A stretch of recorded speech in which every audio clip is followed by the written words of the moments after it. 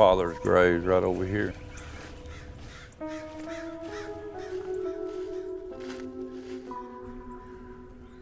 Monsanto sued him in 2003 for saving their soybeans, which he did not do. He never grew a soybean in his life. Growing their seed, he didn't do it. Oh. As far as we could tell, he's the oldest man in the world to ever have been sued for saving seed since God created seed.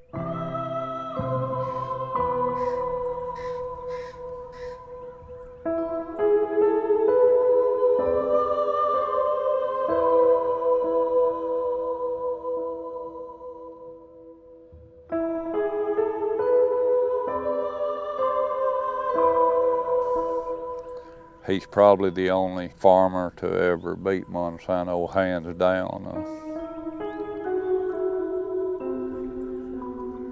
Even after the lawsuit was over, I couldn't make him believe it was over. He would cry and keep saying that, oh, they're gonna come back and sue me again.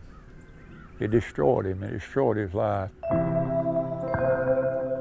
He went to his grave, this grave, still afraid of them. He's at peace now, abiding in his destiny.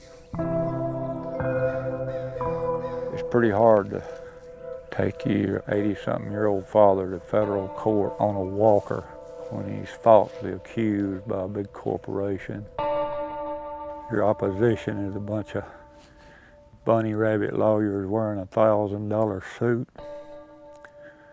suing a man that went to war for the freedom for some scumbags to misuse.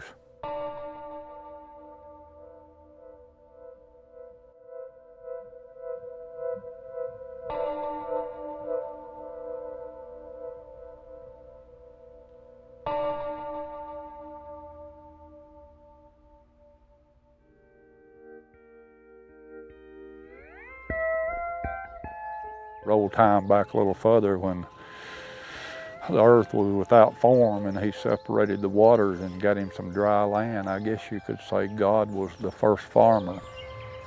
And the first thing he did was he created grasses, plants, herbs, and trees that would have seed in itself, meaning that it would reproduce next year.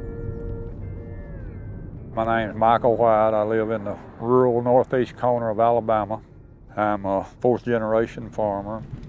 My great-grandfather's grist mill was out there, and I've heard my kinfolk say there would be 20 and 30 mules and wagons lined up out there bringing corn to be ground in the corn mill and wheat to be ground into flour. And old corn sheller, that's when you put an ear of corn in there and shelled it by hand. Corn would go in there, the cob would come out here, and the shell corn would fall in there.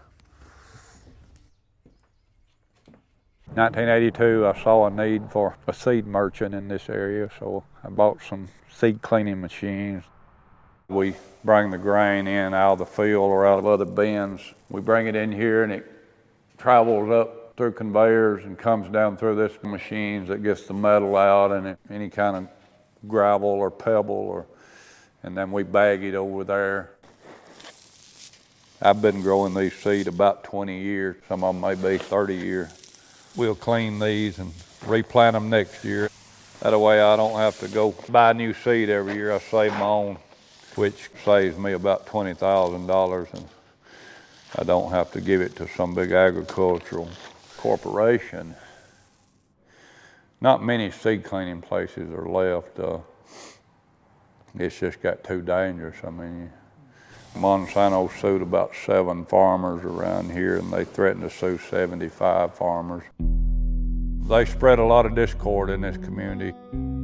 I could still clean for the public, but it's too dangerous. Monsanto will send a private investigator in here with a load of seed and lie to you about what he's got, and then you clean them in your home. If them was GMO seed and I did it on that machine, it would be illegal. Get sued, lose everything you got. That would be called assisting farmers to violate intellectual property rights. That thousands of years tradition of saving seed is over with.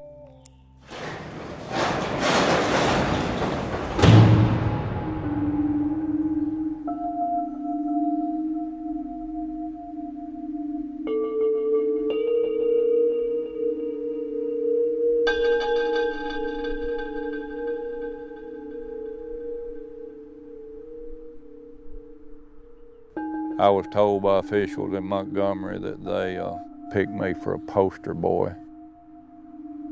One of their salesmen threatened my life, claimed they had already killed a person. If I showed any weakness, they just showed more strength, so I wouldn't back down. The day they had to fess up to the death threat, just immediately they asked to go to mediation. I refused to go, and they've been beating on me 4 or 5 years, and I wanted to beat on them for a while. They told me in court, said, "You got them on the ropes, what you want to do?" I said, "I want to knock them out." But most farmers are running scared of Monsanto, so they've got in line and they dance when Monsanto plays the fiddle. They got a pretty well-oiled machine. Slam a couple hundred farmers through court and they have to come out with their lips zipped up. They've silenced most of them except 3 or 4 of us. Most farmers go broke before they ever get cleared for a jury trial. I was cleared for a jury trial. I would fight them again. Instead of snow and hail before I give it to them. I don't think seed needs to be genetically altered. I don't think they need to be genetically modified. They have a gene called the Terminator gene. It's spooky. It can cause seed like I have to not reproduce. Monsanto and the companies, they have both ends of the rope. I can't sue them if their seed gets in my field, and I don't trust them. I don't know what they're capable of. These soybeans would almost qualify as organic. Probably would if I'd have done the paperwork. I feel like I'm producing a safe product, and 10 years down the road we find out some of these new seed are causing cancer, severe health problems. I'll still have a clear conscience. You eat every day and live once. If these new GM crops are so high yielding, how come the prices of grain is not falling instead of going up? The last few years, the seed price inflation was around 300%. Seed control, it's not a new weapon, it's a very old weapon. Pharaoh in Egypt did it, the Israelites had to go to him and beg for seed. It's just not morally or economically right to be able to patent anything that reproduces. I don't think Monsanto wants to starve people. I think they're in it for the love of money, the root of all evil. Monsanto's corporation is not a human being, it's an entity. It has no soul. It won't be judged on Judgment Day. Of course, all giants fall. History repeats itself, and their day is coming.